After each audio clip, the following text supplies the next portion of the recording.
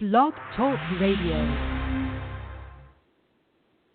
Today is Thursday, April 26, 2016, and this is Foxology Today.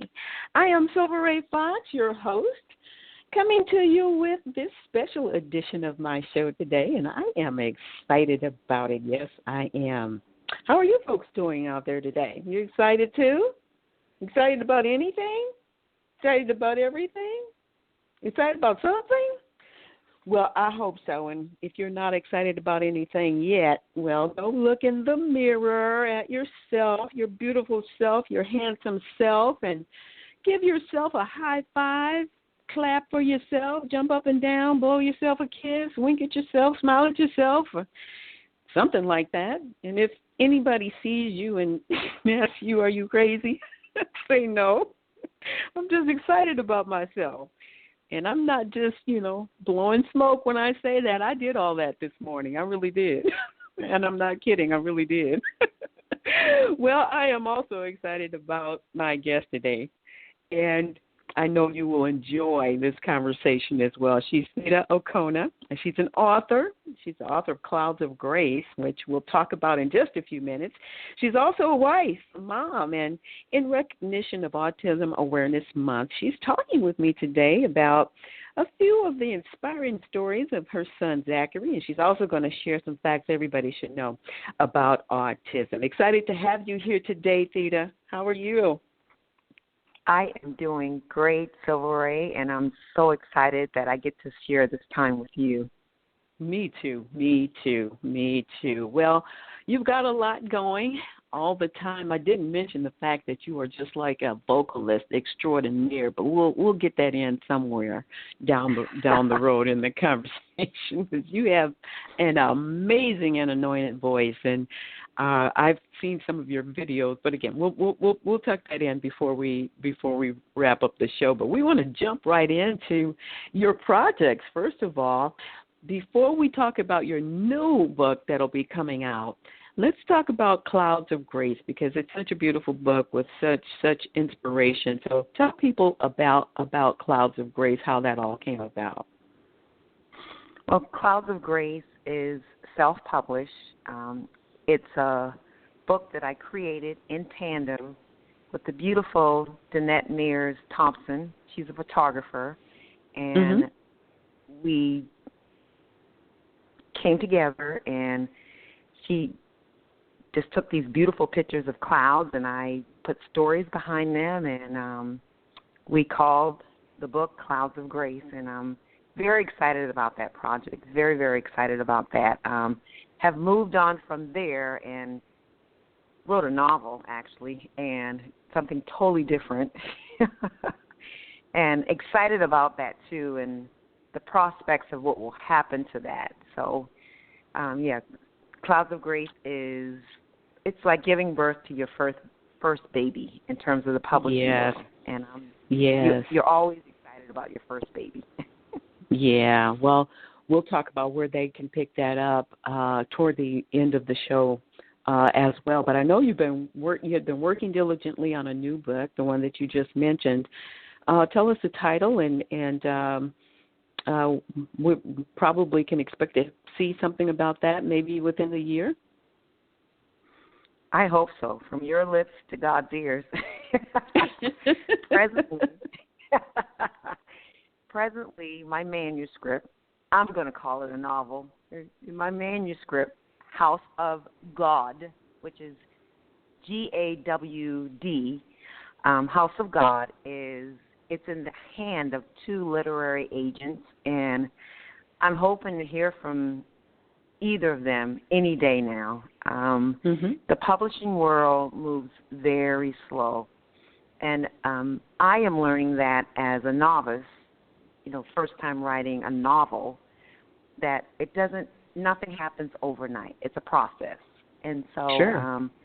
But in the meantime, as I wait, because it matters how you wait, I'm working on my second novel, and that keeps me pretty much occupied and happy for the most part. How did you come up with the title House of God? House of God, that's a great question. And I'll tell you, with titles, authors can rename a title 1, 2, 3, 1,000 times, literally. And it wasn't originally called that, but Savannah, who is the main protagonist in the story, she finds herself in a heartbreaking yet hopeful place, and she somehow refers to God in the voice of a woman from Charleston, South Carolina, who calls G-O-D, G-A-W-D. And, you know, God somehow gives her what she needs from the past and rescues her from a present situation. It's a really great novel. I hope it becomes a classic. My editor thinks it's going to be a classic. I just believe Awesome. Awesome. Well, we will be keeping that up before God with you, so that up before God, right? Exactly. So that the process can move along a little bit faster for you. Exactly. I love that, Silver. I love that. I'm going to keep that before God.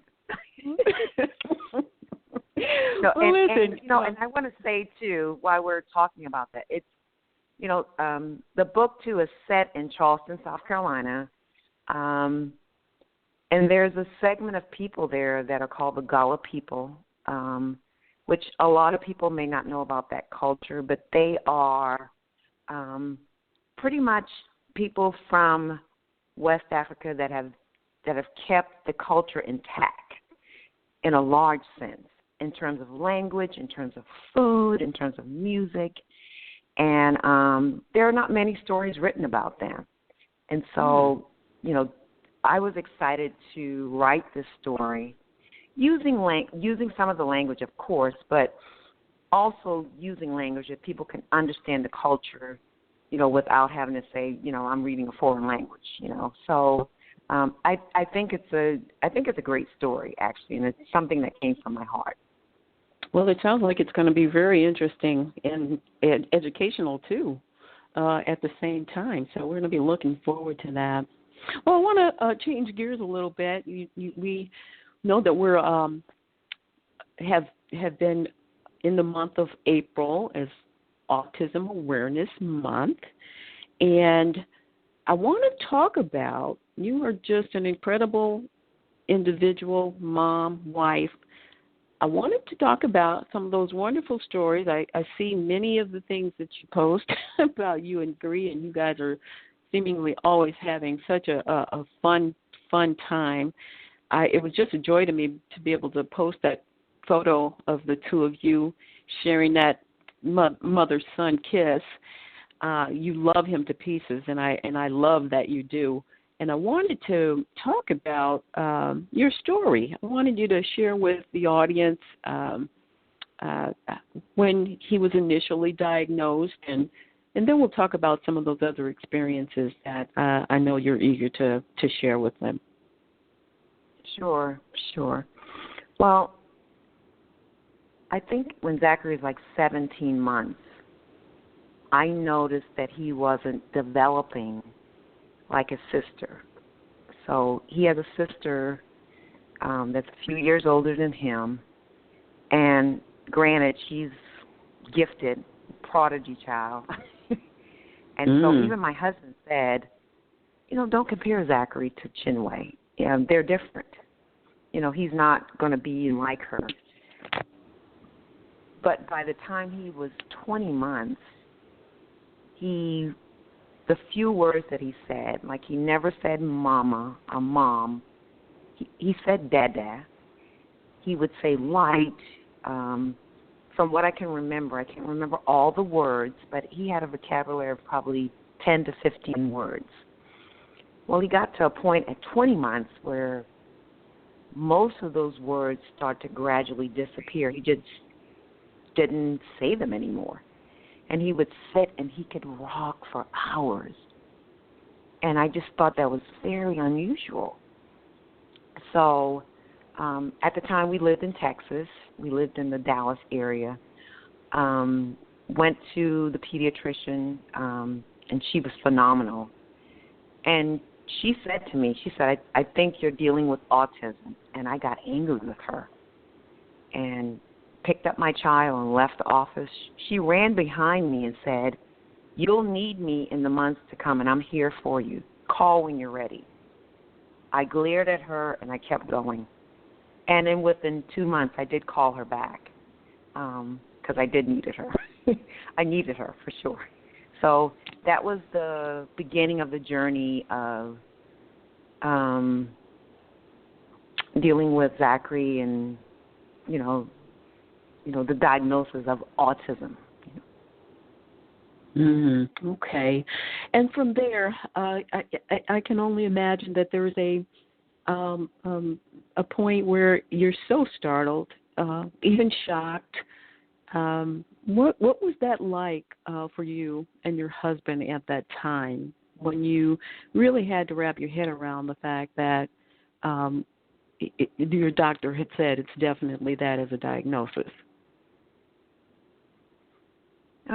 Well, I'll say this too. I think parents that deal with this, the autism spectrum disorder, ASD, yes, you do go through a period of you're shocked or you're in denial, or both.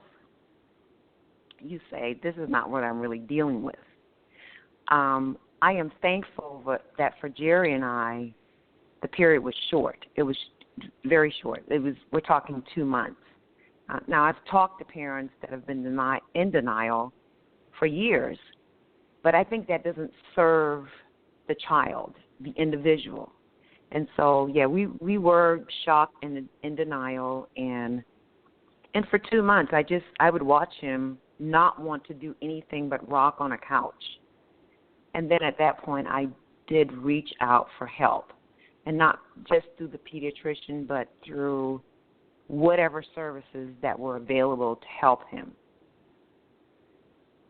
I want to ask you some stories about you and Zach as he grew up, and once you had understood that you have a new journey with your baby. But I want to ask you, while we're at that point, about you and your husband at that time. Did Zachary's diagnosis challenge your relationship? Oh, absolutely. And I think for parents that say that it has not been a challenge and a strain on the relationship or the marriage, I know that it's a bold-faced lie. That's a lie. But Jerry and I, through the years, have learned to continue our own dance in spite of having to deal with Zachary. And we got great advice from a neurologist when Zachary was probably 4. For that particular appointment, both of us showed up. Now, Jerry can't always show up for an appointment. He has to work. But this was the first time meeting this neurologist, and we both were there, and he says, you guys are going to be okay. You know why? Because you both showed up. And that's what's going to be needed on this journey, basically. And I get a little teary almost thinking about it. He said, that's what's going to be needed. You're going to have to be a team. You're going to have to show up, and you're both going to have to fight for him. You got to fight for each other, because there are days when you're going to feel like you don't want to fight for each other. And Jerry and I have been through those days. We've taken each other for granted, but also, I say most of our days, we've learned to fight together. Fight for us, fight for Zachary, fight for our family. Yes, and you've done a great job. We talked earlier about how, we have inspired each other, watched what each other has done on social media, and I'm so blessed, like you, to have so many people that their courage and their fight-attitude just really gives me so much impetus as well. And you're just watching some of the things you do and the fun things that you and Zach have done just have been just delightful for me. And I want to say that, and I want to just segue into talking about him now. And some of those stories, I know some of them you've had to put a few people in check, but there are a lot of really good times that the two of you have had together. What's one of the most fun things that you can remember? With Zachary? Yes. You know what? It's fun with Zachary because with Zachary, in a lot of ways, life is simple. Zachary reminds me to go back to the music. He loves music. And he's a connoisseur in the sense that he knows what he likes, he knows what he doesn't like. What he doesn't like, he turns off. What he likes, what he loves, he wants it on full blast, you know. That's got to so be cute to watch. He reminds me that, you know what you don't like, turn it off. Just turn that off. What you really That's all love, it takes. put it on full blast. That's a life lesson in itself. Oh, my God. Silva, without using words, my kid is nonverbal. So without even using words, sermonizing me, he has taught me through the years, what you don't like, turn that thing off. What you like, put it on full blast, you know, and let us all enjoy it, you know. I love to see him get in the pool and swim and laugh. Again, back to the music. He's not a singer. Actually, one of the couples in choir last night was asking me, did he like music? I said he loves music, but he's a horrible singer, you know. But he thinks he sings well, you know. So choir members are supposed to make a skillful noise unto the Lord. Zachary makes a joyful noise. It doesn't always sound good, but it does bring joy to you, and it brings joy to my heart. Yes, of For course. sure. Yeah. Of course. Sure. What other fun things, activities does he enjoy with you guys? What are some of the things that you do together as a family? Well, just now it's just me, Jerry, and Zach in the house. So we go out to eat with him. We walk with him. We can go to a movie with him. When the other two kids were here, life was kind of centered around their activities. But, you know, Zachary's really good about, you know, when Chinwe played in the orchestra, he could sit through the concert, you know. He could sit through her volleyball games and Jarrett's basketball games, and Jarrett, too, played an instrument in his concerts, and so we would do a lot of those things. Traveling is the best with Zachary because he didn't complain like the other two kids. He loves to ride and for hours, you know. And so, you know, I do thank God that at this point in his life, he's 22 years old. He's getting ready to transition out of public school into an adult setting, which at this point I don't know what that's going to look like. I'm looking at programs, and I'm not happy with anything I see right now.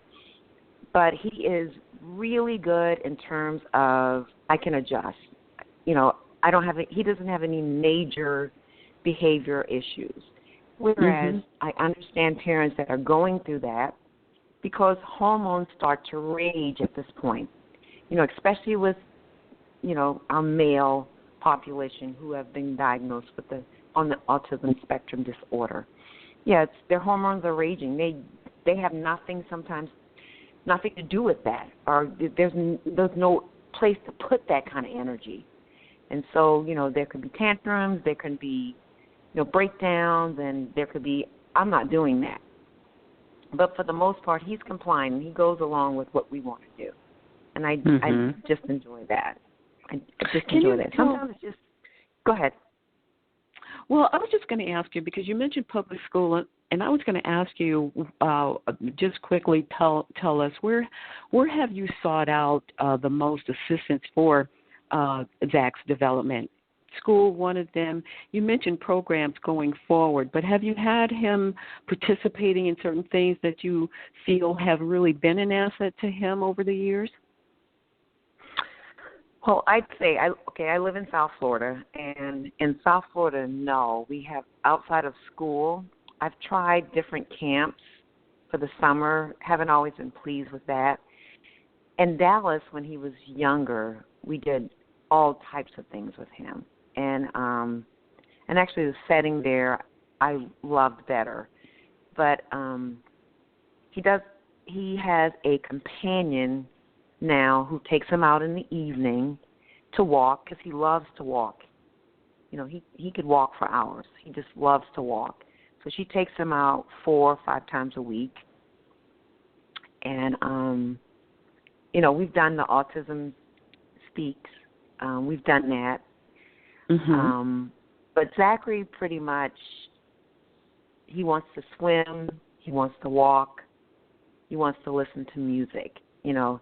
And that's the individuality of a person diagnosed with autism. You know, people think that, oh, everybody that's been diagnosed with autism, they're the same. They're not the same. There's an individuality that goes along with this disorder or this you know, developmental disability.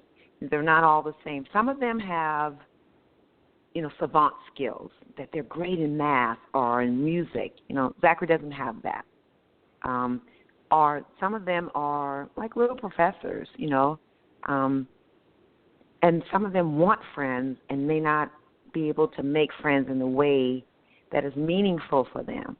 You know, Zachary doesn't want to have friends or anything like that. He just wants to do the 3 things I mentioned: swim, music, walk. Well, that's a And blessing. that's where he is.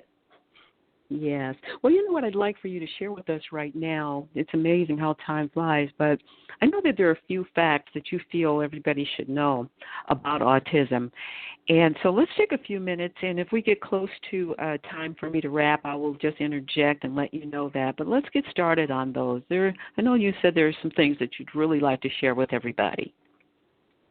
Well, first thing is that there are dozens of treatments for autism or dealing with people on the autism spectrum. But there's no cure that I know of, you know, and I get disappointed when I hear people talk about this is the cure. You know, medical science is aware that there's no present cure for autism, but it doesn't mean that you can't have the individual be the best that they could be, wherever they are on the spectrum, low functioning, in the middle, or very high functioning. You know, that's the one thing I'd like to share. The second thing is that, I don't know, families coping with autism, they need help and support. They do. They don't need your pity, you know, and I think sometimes people think that, oh, well, you know, I don't really know how to help. Help from your heart, you know what? Help by saying, you know what, I'm not asking you to take my kid out, but don't be insensitive and say crazy things like, well, you're dealing with this because you've sinned in some way. And a lady has actually told us that on a cruise. This is why you have this child, because you've sinned in a certain way. So for us as a family, respite it's essential, not a luxury. It's essential. We have to take a break, you know. So families coping with autism need your help and support. If not with what you can do with your words and your presence, be sensitive. Don't say stupid stuff. It just doesn't help. You know, I also like to say that there's no best school for a child with autism. You find a program that works for your kid, go with that program. Just go with it, you know. Go with that program. In Texas, we had Zachary in a typical school setting. Here, it's a little different. We have him in a center school. I don't even know how many I've given you at this point. I also want to say that in terms of the high functioning, middle functioning, low functioning, among us, you know what, I don't like that we think that, oh, this person is better because they're at this point. If you have a kid on the ASD, autism spectrum disorder, you know what, you're dealing with some kind of challenge in communication and how they socialize and how they cognitively relate to things. Be sensitive to the people that are not on the same spectrum as your kid, you know. That's a big thing for me. And then finally, because I have a lot of these I can share. People that are on the autism spectrum, they have strengths and abilities, maybe something that you don't recognize as a strength and ability. But I love that Zachary likes music and likes the water, and that, he loves going for walks. Whatever your kid has as a strength, go with that. Foster that. Nurture that, I think that's great advice. I think that is just excellent advice. And you know what I would like for you to do? We are down to 5 minutes now. What I'd like for you to do is share quickly the story, again, to help put this in perspective about what happened with the lady at the Walmart store. And then after you share that story, if you just share some words of encouragement, because I think that perspective that happened that day is often that pity perspective that people have. But I'd like for you just to share, because you truly have been loving unconditionally and loving without limits, and I think it's important that maybe there may be somebody who's listening who needs to be inspired to continue on in their strength to support their child as well. Okay. Well, this particular day, and this is some years ago, Zachary and I are hanging out at Walmart. We're in the line getting our stuff. And the lady behind us, she says, I feel sorry for you. I don't know where she's coming from. So I say to her, you feel sorry for me? She said, yeah, I feel sorry that you're stuck with him. Well, before I could even say anything to her, the lady behind her and the cashier, they got totally involved into the conversation, telling her how inappropriate she was and da-da-da-da. She said, well, I didn't mean it like that. And the cashier said, yes, you did, And I think at that point I said, I feel sorry that you're this sorry that you could say this to a human being, that you have no filters and you can say anything. I don't need you to feel sorry for us. We're okay, And so that really ended with the lady getting out of line. And, it also showed me, too, that there are people that may not have a kid like mine, but they're willing to fight the battle for humanity and what's really right and what's wrong. And saying in that moment, we're not going to put up with you just saying anything to people. You just can't say anything to people and have no filters. And so I appreciated that. I did. I couldn't tell you their names, or I don't even remember how they looked. I just remember these two women fighting. Yeah, that was really awesome that that you did embrace that again as another life lesson. What would you say to moms and dads right now? We're under 2 minutes, but what would be some of the best encouragement you'd share right now? I mean, I just think, it's tough, but hang in there, and I think do the best that you can do every day. I don't believe that God gives special kids to special parents. I think that whatever God gives you in terms of autism or whatever else you have to deal with, you learn to deal with it. You do the best that you can, and you take every day as it comes. I think that's what I do. That's what Jerry does. Yeah, for sure. A day at a time, for sure. Well, it's been a delight talking to you, as it always is. And everybody who's listening, you can find Theda's book, Clouds of Grace, on Amazon.com.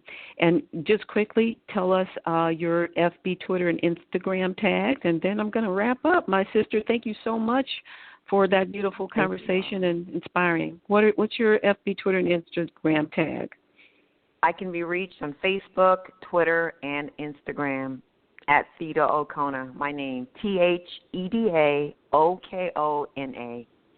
Thank you so much, Silver. I really have enjoyed this. You too. You be blessed, beautiful lady. And thank you all for tuning in today. I hope you were inspired and also learned a lot about autism and perhaps can share this information with others.